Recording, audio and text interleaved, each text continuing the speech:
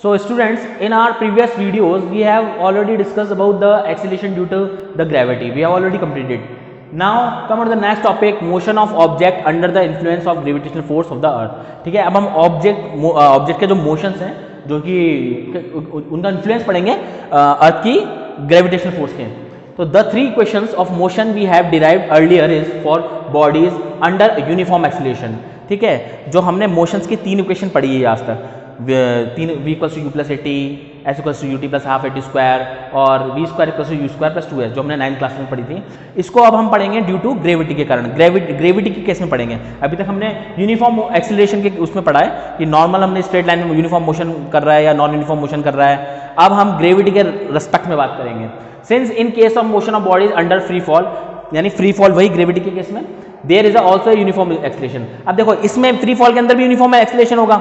ठीक है, that is acceleration due to gravity acting downwards. अब देखिए यूनिफॉर्म एक्सीलरेशन क्या बोल रहा है कि जो एक्सीलरेशन प्रोड्यूस होगा ड्यू टू ग्रेविटी की ग्रेविटी के कारण, और किधर होगा? डाउनवर्ड्स, क्योंकि अर्थ तो नीचे की तरफ ही अट्रैक्ट करेगा ना.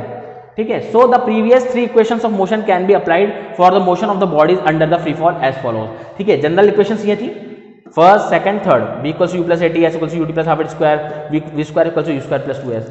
अब ये फ्री फॉल के लिए इसको हम कैसे चेंज करेंगे? जैसे हमने स्मॉल a को स्मॉल g से रिप्लेस किया था, ऐसे हम v equals to u plus यहाँ पर क्या कर देंगे, g की जगह a की जगह g लगा देंगे. तो तीनों इक्वेशन में हम a की जगह क्या पुट करेंगे?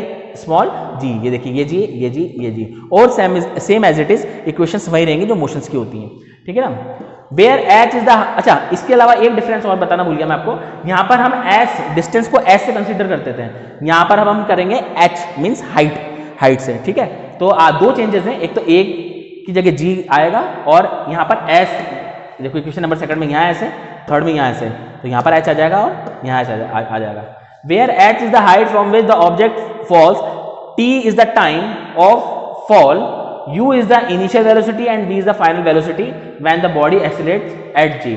यानी h क्या हाइट, जहां से ऑब्जेक्ट फॉल हो रहा है, t टाइम फॉल का टाइम, एंड u उसकी इनिशियल वेलोसिटी को रिप्रेजेंट कर रहा है, v फाइनल वेलोसिटी को रिप्रेजेंट कर रहा है, और स्मॉल g बॉडी के एक्सेलरेशन को ड्यू टू ग्रेविटी रिप्रेजेंट कर रहा है. In solving numerical problems we should remember the following points. अब जब भी हम न्यूमेरिकल सॉल्व करेंगे तो हमको कुछ पॉइंट्स को याद रखना जरूरी है, इनको फॉलो करना जरूरी है. First point, if an object falls vertically downwards, यानी अगर कोई ऑब्जेक्ट वर्टिकली डाउनवर्ड्स फॉल हो रहा है, ठीक है, then acceleration due to gravity is taken as positive. तो हम स्मॉल g की वैल्यू जो है एक्सीलरेशन ड्यू टू ग्रेविटी, उसकी वैल्यू लेंगे हम पॉजिटिव. ठीक है, since its velocity increases while falling, और ड्यूरिंग फ्री फॉल इसकी वेलोसिटी इंक्रीज होती जाएगी. Second, if an object is thrown vertically upwards, अगर ऑब्जेक्ट अपवर्ड्स थ्रोन किया जा रहा है कोई भी अर्थ सरफेस से, then acceleration due to gravity is taken as negative. तो स्मॉल g की जो वैल्यू हमको क्या कंसीडर करनी है? नेगेटिव लेनी है, since its velocity decreases as it move upwards, क्योंकि जब ऊपर की तरफ मूव करेगा तो उसकी वेलोसिटी डाउन होएगी.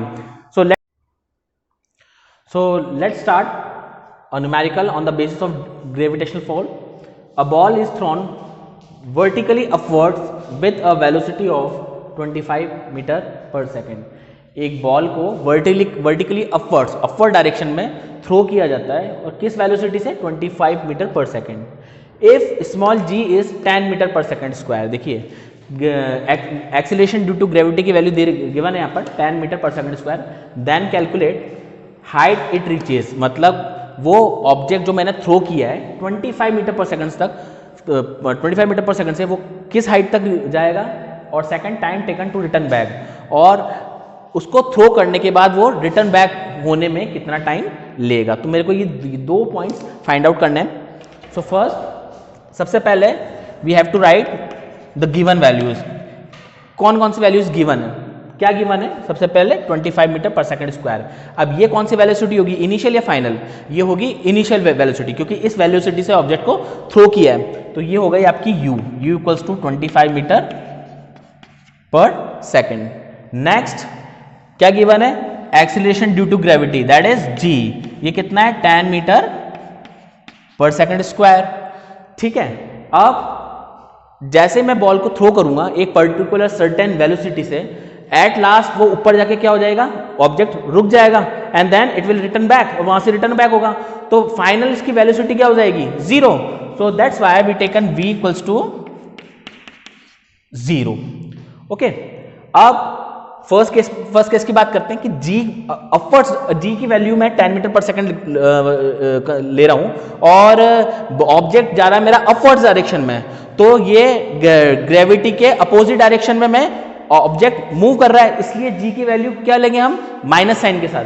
तो यहां पर मैं g लिखूंगा, g equals to -10 metre second square. ठीक है, तो फर्स्ट हाइट इट रीचेस. अब मेरे पास 3 इक्वेशंस हैं. ठीक है, h मेरे को फाइंड आउट करना है फर्स्ट केस के अंदर, हाइट. तो फर्स्ट इक्वेशन होती है v equals to u plus gt. ठीक है, तो मेरे पास टाइम गिवन है, टाइम गिवन नहीं है. सेकंड इक्वेशन होती है मेरी h equals to ut plus half gt square. इसमें भी t आ रहा है तो वो भी मेरे पास गिवन नहीं है, थर्ड इक्वेशन होती है v square equals to u square plus 2gs. इसमें मेरे पास v गिवन है, u गिवन है और g गिवन है, और 2gh और h मेरे को फाइंड आउट करना है. तो मैं कौन सी इक्वेशन अप्लाई करूंगा, यूजिंग इक्वेशन नंबर 3 मोशन की. तो ये क्या होता है, v square equals to u square plus 2gh.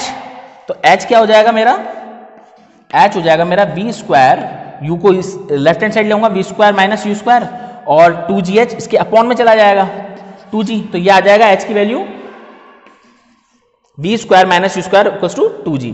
अब v की वैल्यू कितनी, 0.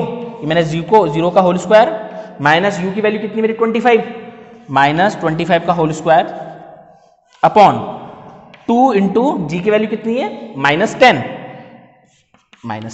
ठीक है, तो जैसे इसको सॉल्व करेंगे तो ये आएगा मेरा -25 का होल स्क्वायर, ये होगा आपका 625 माइनस का इंटू अपॉन माइनस के 20, माइनस से minus cancel out, 625 divided by 20. तो ये जाएगा 2 1 2 2 3 6, 2 1 2.3.25 मीटर. ये आ गया आपका हाइट.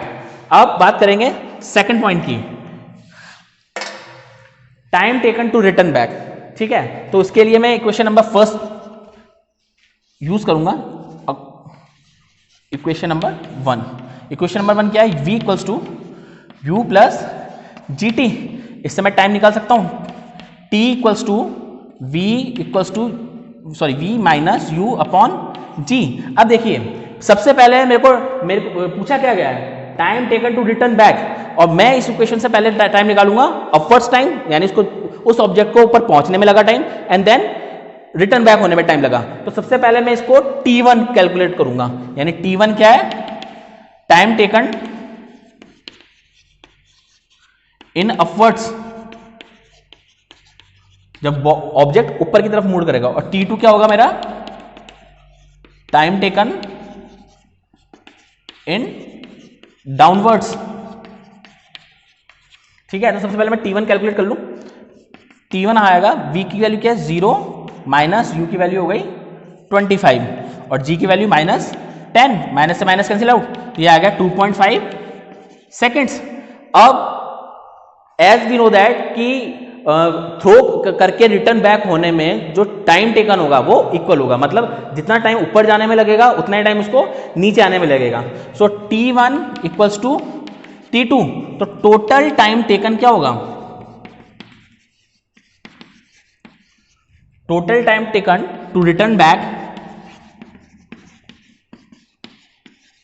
ये होगा मेरा t equals to t1 plus t2, और t1 t2 के इक्वल है, तो इट मीन्स 2.5 सेकेंड प्लस 2.5, यानी टोटल टाइम कितना आ जाएगा, 5 सेकेंड्स. Thank you.